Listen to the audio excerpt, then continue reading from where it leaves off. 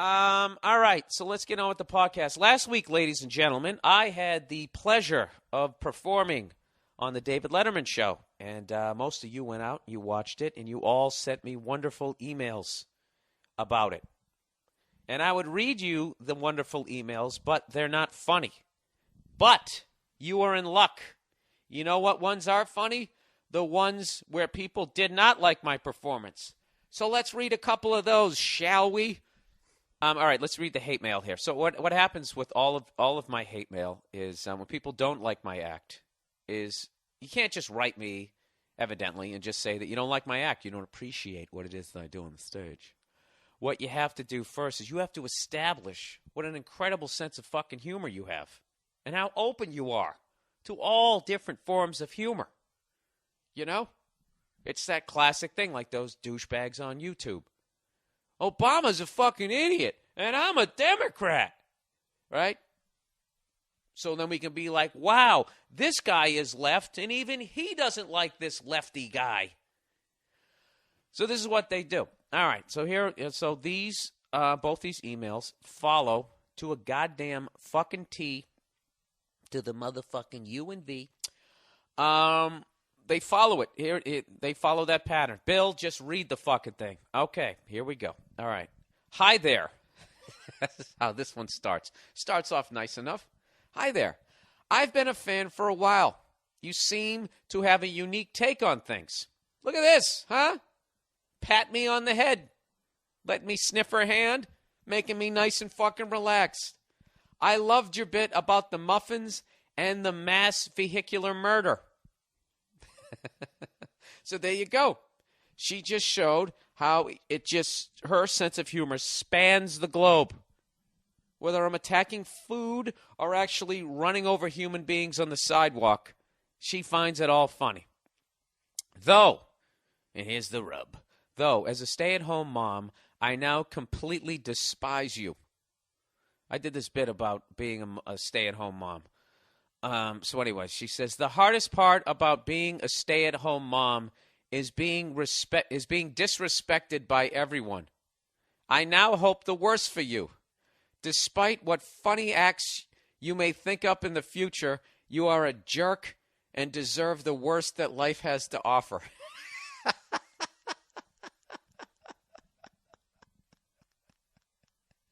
I don't understand. Like, this is the classic fucking person where everything is funny until it comes around to some shit in her life, and I make some fun of some shit that she's doing, being a stay-at-home mom, and now all of a sudden she goes from being a fan of mine to now I am a jerk and deserve the worst that life has to offer. That's a fucking hardcore, that you deserve the worst that life has to offer. So what, I'm going to get leprosy and be constipated all at the same time and fucking survive a plane crash, but not in a good way, you know? Anyways, I don't fucking know. Really? You're going to take it to that level? So I wrote her back. I said, sweetheart, Oprah Winfrey called your job the toughest job on the planet on national television and got an applause break of approval. How much more respect do you need? I think that's a great point. If I can step outside the email, break the fucking fourth wall. Is that what it is? The third wall? I never knew what the fuck it was. Huh? Oprah Winfrey's on TV saying you have the toughest job on the planet and everybody claps. All right? Did she say being a stand-up comedian is the toughest job on the planet?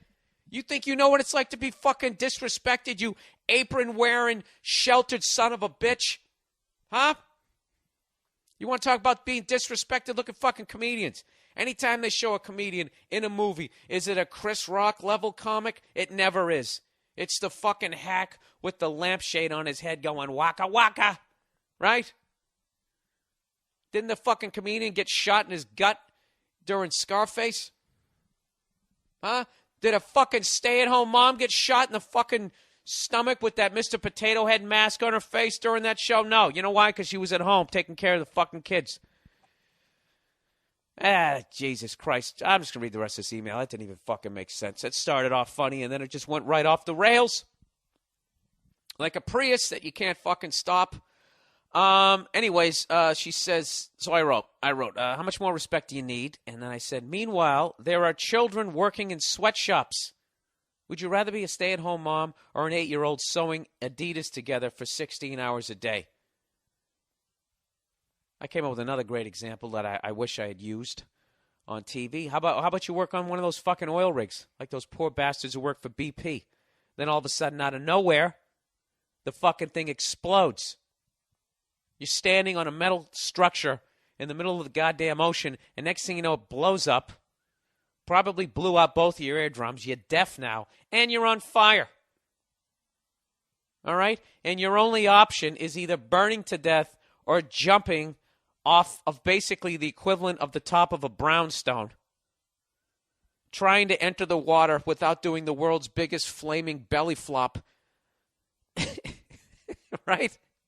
You land in the water, 2nd and 3rd degree burns in salt water. All right? Pus and blood is oozing into the water, and now all you can do is pray to God that the Coast Guard gets there before a sea of sharks eats you alive.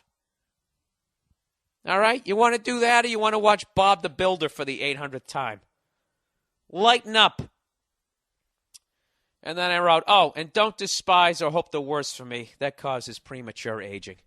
Hugs. I know, that was kind of mean to say, but you know what? Go fuck yourself. All right, here's another one. Once again, we have to establish credibility at the top of the email. Are you guys ready for the credibility to be established? Jesus Christ, I know I am. Here we go. Bill, I am never appalled or, capital letters, offended by comedy that I see and hear. All capitals, this sentence. I have a great sense of humor. Wow, this is unbelievable. Isn't that amazing, podcast listeners? This person is never appalled or offended by comedy that she sees or hears. She has a great sense of humor. She has such a great sense of humor, people, that she had to yell it at me in emails. All right, so there's no way she had a problem with my act, right? Let's read the rest of the email. However, oh, Jesus, your appearance on the David Letterman show that I just watched just put down women and motherhood to an extent that is just downright unbelievable, ... Now she's going to yell again, and tasteless. Now she yells for the rest of this email, but I'm going to spare you guys. All right? I'm going to read it in soothing tones, but she's screaming the entire time. That's what I'm guessing because it's all capital letters.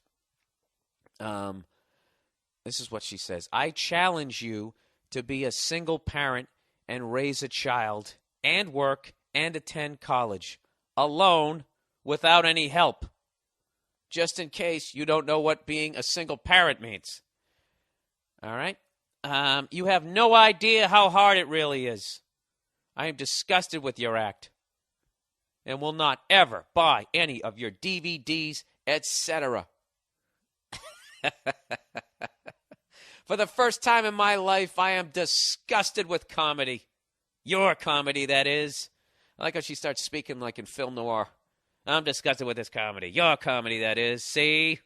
Yeah. 23 skidoo. All right. Your act touched on many topics that you were disgraceful and very unappealing. I think she got so mad she stopped writing sentences. First of all, sweetheart, I wasn't making fun of single parents. If I was making fun of single parents, nobody would laugh. I was talking about stay-at-home moms. All right? You don't remember that line? Hanging out all day, making grilled cheese sandwiches. You're giving a puppet show. You dress like a dragon. And then some other adult comes home and gives you money. You're like a big kid. That some other adult coming home giving you money is your fucking husband, you dumb broad. Do I got to fucking spell it out to you? So I just wrote her back. I just said I wasn't talking about single moms. I was talking about stay-at-home moms. You weren't listening.